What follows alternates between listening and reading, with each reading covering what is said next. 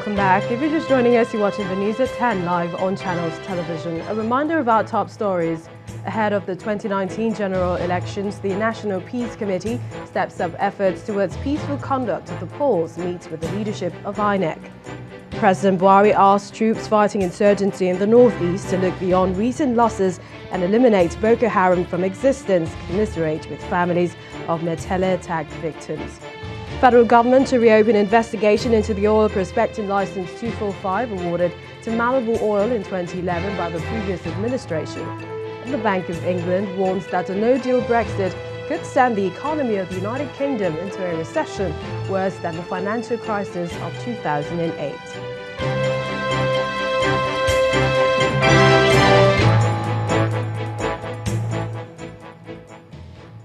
ChannelsTV.com has more information for you, and on youtube.com/channelsweb you can watch our videos. You can also watch us on your mobile device via your browser or download the Channels TV app for Android and iOS devices from the respective stores. Besides giving you access to news updates on the go, the Channels TV and Channels 24 app have an eyewitness feature you can use to share pictures, videos or news of happenings around you. Just install the app, then tap and swipe to reveal the menu, and please follow the instructions. How do you know if some information you're lapping up is fake, or if a video or picture you are sharing is doctored? Well, 15 media organizations drawn from the print, electronic and online platforms in Nigeria are collaborating to combat fake news and misinformation, which media professionals say are more prevalent during elections. The 2019 election is fast approaching, and the quality of information available to the voting public must be right. To check this, these newsrooms are breaking boundaries, joining forces to fact-check and debunk fake news, which many of the professionals sitting on this panel agree is posing a major threat, not just to journalism, but also the nation's politics. So as we go into the election, politicians are going to devise all manner of ways to spread misinformation, to spread falsehood. So it's cheering to me to know that this project is coming on board. Perhaps with the efforts, with the extra efforts of the media houses and the journalists that are taking part in this project, we can reduce to a great minimum the amount of misinformation that will be going out into the public. I want to add to us that one of the reasons we should always check is that people actually like gossip. Gossip sells more than the truth. Gossip, but do not rely on that because gossip sells. That is why we need to check so that we remain authentic. We must, as journalists, cross-check the stories that we get on the social media before we publish. Otherwise, you run the risk of losing credibility, and if you've lost credibility, you've lost everything. Cross-Check Nigeria is powered by First Draft, a United Kingdom organization fighting misinformation globally, and the International Center for Investigative Reporting. They say technology is coming to the rescue. When we do develop a report and we explain something, Facebook will help us amplify that on their own platform. That's really powerful to us because this misinformation spreads so fast that we need to be able to spread just as quickly. So we need to be able to reach that many people. And from Facebook's point of view, I think that they can see that as long as they believe that the work has been done by us and they can see the evidence that we have done something that's credible and accurate, and they can be sure that we are not part of the problem. Misinformation has enormous capacity to wreak damage to the polity. And so when First Draft actually approached us, they had developed this technology, and so it was very easy for us to work with them, bring together media houses and work on this project.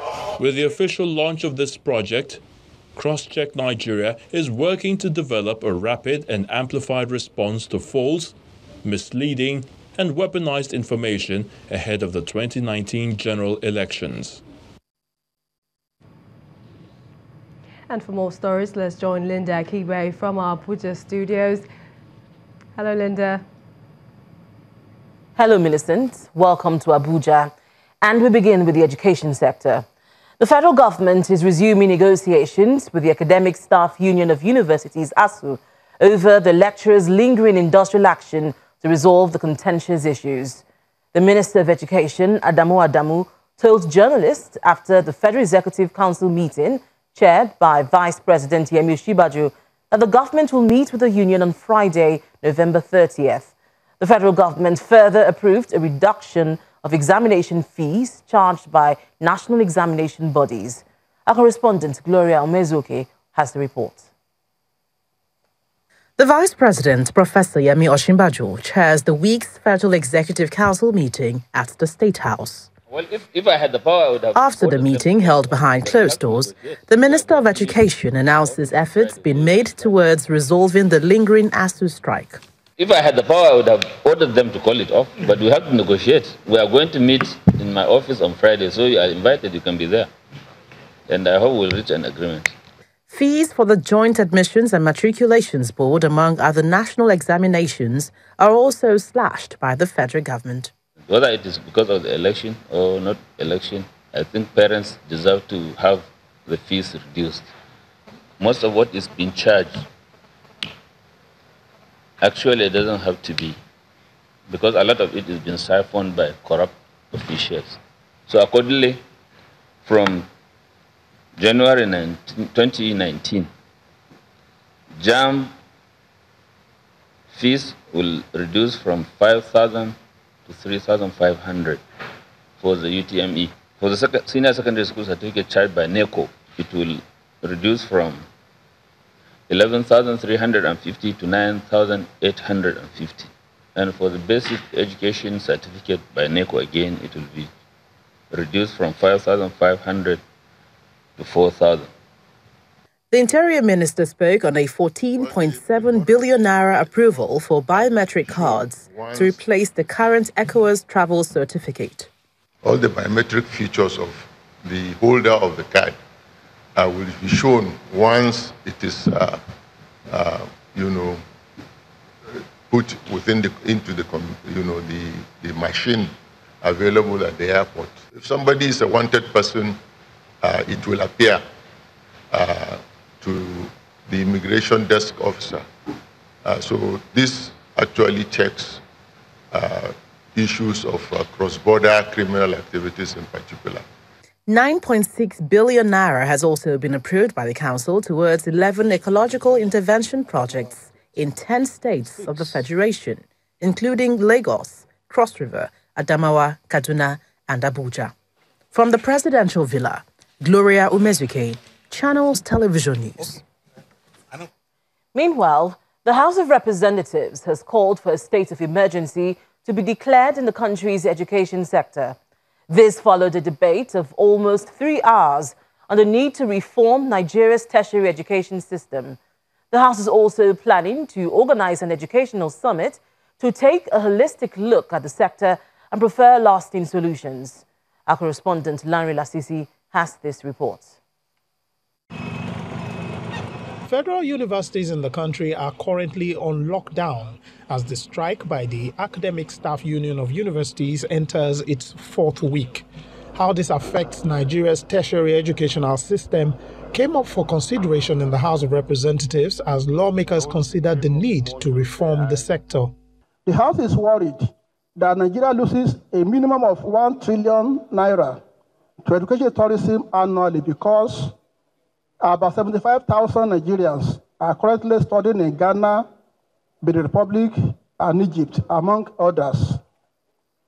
The House is also worried about the dwindling quality of education in Nigeria, thus making our graduates unemployable.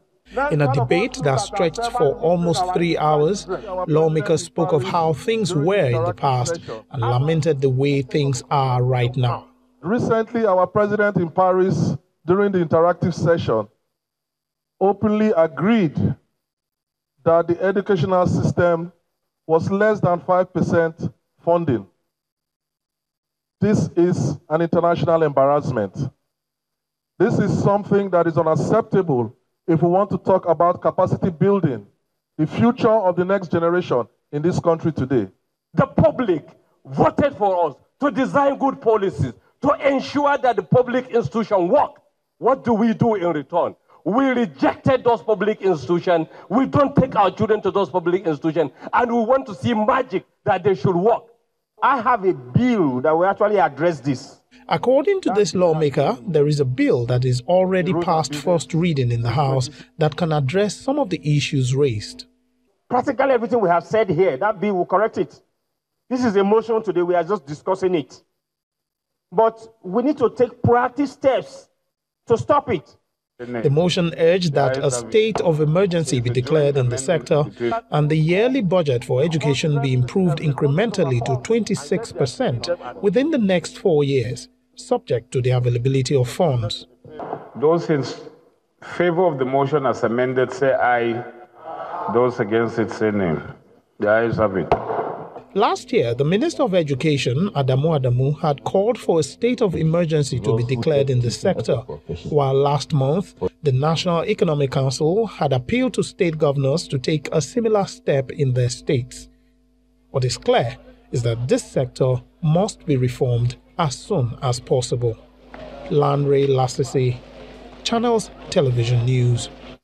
When the News at 10 returns, Nigeria and Saudi Arabia discuss strategies to ensure price stability in the oil market ahead of the upcoming OPEC meeting next month. That's some business news. You stay with us.